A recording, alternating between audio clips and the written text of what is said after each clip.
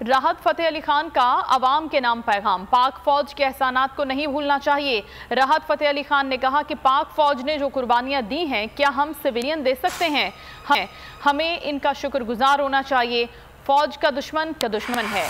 राहत फतेह अली खान ने कहा कि ए वतन के सजीले जवानों गाकर शोहदा को खिराज अकीदत भी पेश किया और उन्होंने कहा कि जो कुर्बानियाँ पाक फ़ौज ने दी हैं वो सिविलियन नहीं दे सकते। हमें अपनी पाक फ़ौज का मशकूर होना चाहिए।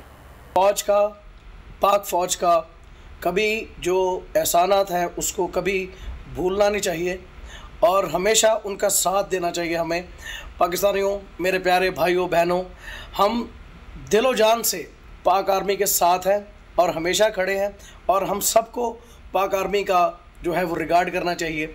और जिस तरह की कुर्बानियाँ उन्होंने दी हैं, क्या हम लोग जो सिविलियंस हैं क्या हम दे सकते हैं?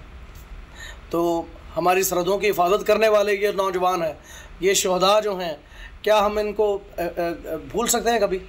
कभी भी नहीं। हम ये फ़ख्र से कह सकते हैं कि हम एक ब्रेव आर्मी रखते हैं।